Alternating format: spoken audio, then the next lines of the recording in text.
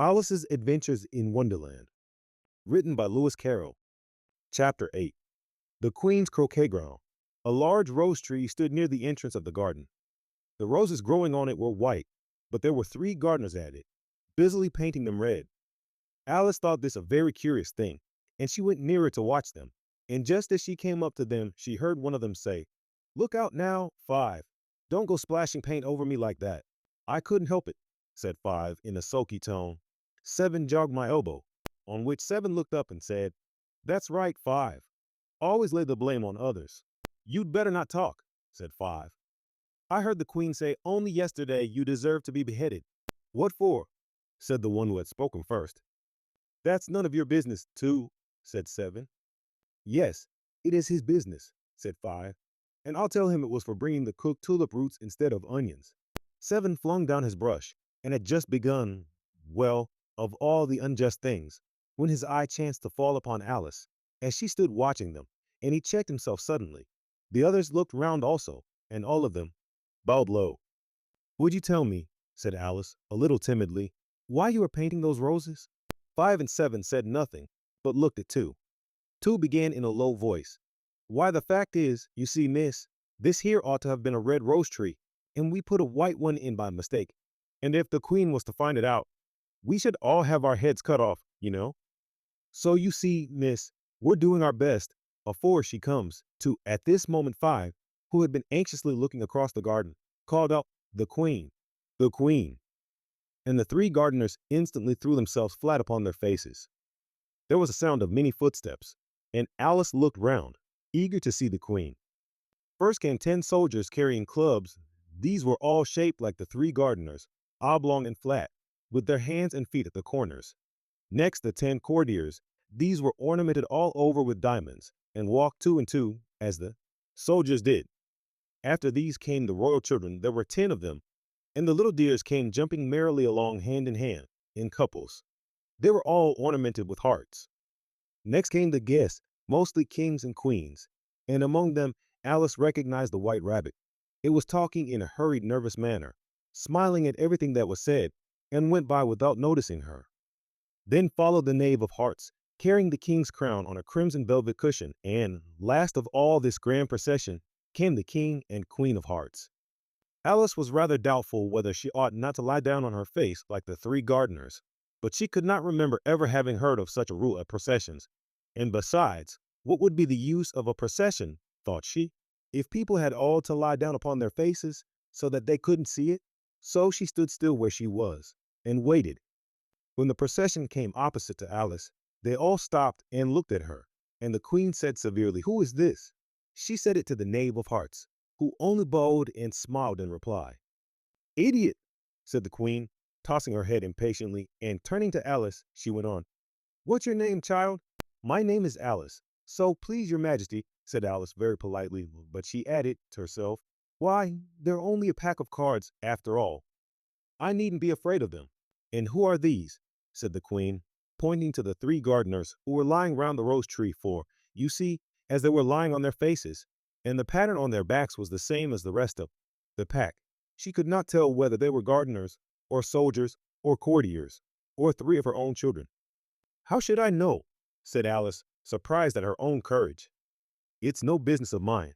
The Queen turned crimson with fury, and, after glaring at her for a moment like a wild beast, screamed, "Off with her head!" "Oh!" "Nonsense," said Alice, very loudly and decidedly, and the Queen was silent. The King laid his hand upon her arm, and timidly said, "Consider, my dear, she is only a child." The Queen turned angrily away from him, and said to the knave, "Turn them over." The knave did so, very carefully, with one foot. "Get up," said the Queen, in a shrill, loud voice, and the 3 gardeners instantly jumped up, and began bowing to the King, the Queen, the royal children, and everybody else. "Leave off that," screamed the Queen. "You make me giddy." And then, turning to the rose tree, she went on, "What have you been doing here?" "May it please your Majesty," said 2, in a very humble tone, going down on one knee as he spoke, "we were trying." "I see," said the Queen, who had meanwhile been examining the roses. "Off with their heads." And the procession moved on, 3 of the soldiers remaining behind to execute the unfortunate gardeners, who ran to Alice for protection. "You shan't be beheaded," said Alice, and she put them into a large flower pot that stood near. The three soldiers wandered about for a minute or two, looking for them, and then quietly marched off after the others. "Are their heads off?" shouted the queen. "Their heads are gone, if it please your majesty," the soldiers shouted in reply. "That's right," shouted the queen. "Can you play croquet?" The soldiers were silent and looked at Alice, as the question was evidently meant for her.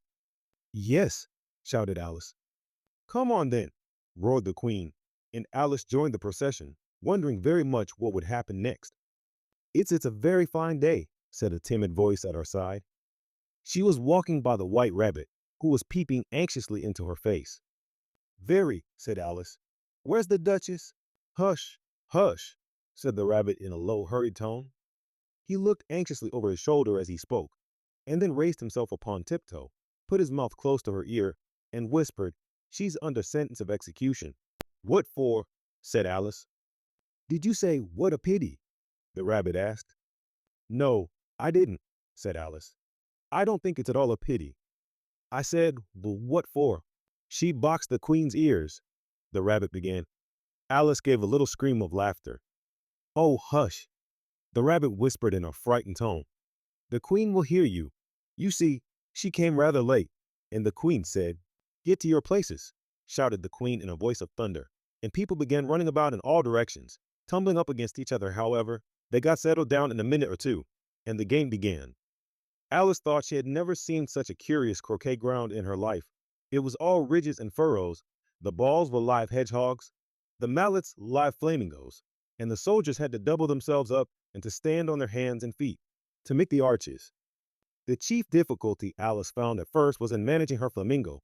She succeeded in getting its body tucked away comfortably enough under her arm, with its legs hanging down, but generally, just as she had got its neck nicely straightened out, and while going to give the hedgehog a blow with its head, it would twist itself round and look up in her face with such a puzzled expression that she could not help bursting out laughing. And when she had got its head down and was going to begin again, it was very provoking to find that the hedgehog had unrolled itself and was in the act of crawling away. Besides all this, there was generally a ridge or furrow in the way wherever she wanted to send the hedgehog to, and as the doubled up soldiers were always getting up and walking off to other parts of the ground, Alice soon came to the conclusion that it was a very difficult game indeed. The players all played at once without waiting for turns, quarreling all the while, and fighting for the hedgehogs, and in a very short time the queen was in a furious passion, and went stamping about, and shouting, "Off with his head," or "Off with her head," about once in a minute. Alice began to feel very uneasy. To be sure, she had not as yet had any dispute with the queen, but she knew that it might happen any minute, and then, thought she, what would become of me? They're dreadfully fond of beheading people here. The great wonder is that there's anyone left alive. She was looking about for some way of escape, and wondering whether she could get away without being seen, when she noticed a curious appearance in the air. It puzzled her very much at first, but after watching it a minute or two, she made it out to be a grin, and she said to herself, "It's the Cheshire Cat. Now I shall have somebody to talk to." "How are you getting on?" said the cat, as soon as there was mouth enough for it to speak with. Alice waited till the eyes appeared, and then nodded.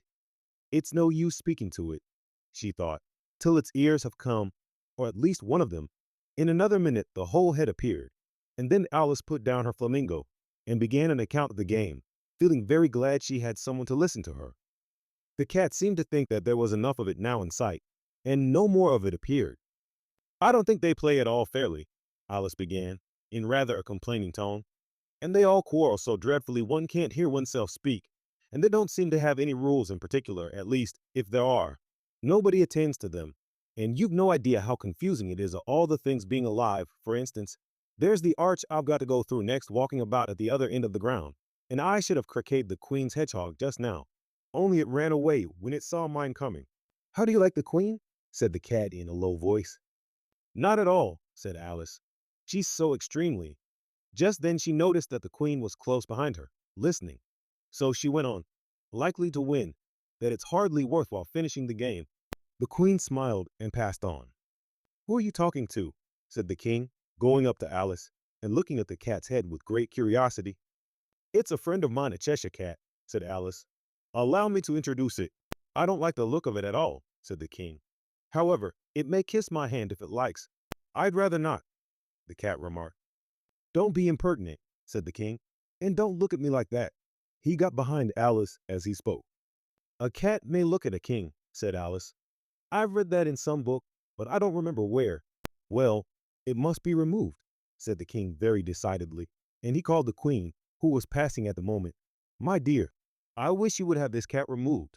The queen had only one way of settling all difficulties, great or small.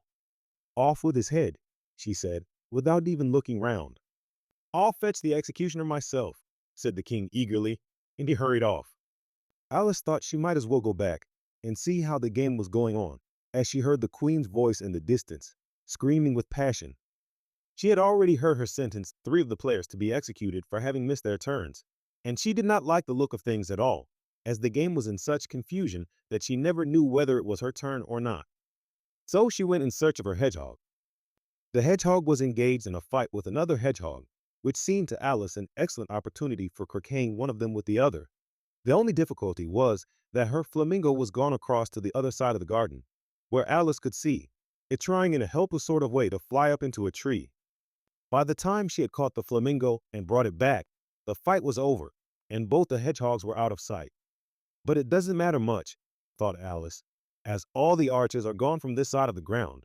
So she tucked it away under her arm, that it might not escape again, and went back for a little more conversation with her friend. When she got back to the Cheshire Cat, she was surprised to find quite a large crowd collected round it. There was a dispute going on between the executioner, the king, and the queen, who were all talking at once, while all the rest were quite silent and looked very uncomfortable.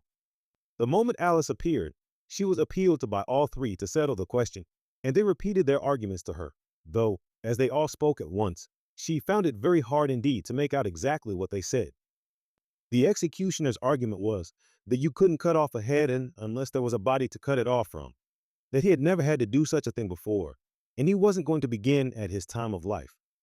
The king's argument was that anything that had a head could be beheaded, and that you weren't to talk nonsense. The queen's argument was that if something wasn't done about it in less than no time, she'd have everybody executed all round. It was this last remark that had made the whole party look so grave and anxious. Alice could think of nothing else to say, but it belongs to the Duchess. You'd better ask her about it. She's in prison, the queen said to the executioner. Fetch her here. And the executioner went off like an arrow. The cat's head began fading away the moment he was gone, and by the time he had come back with the Duchess, it had entirely disappeared. So the king and the executioner ran wildly up and down looking for it, while the rest of the party went back to the game.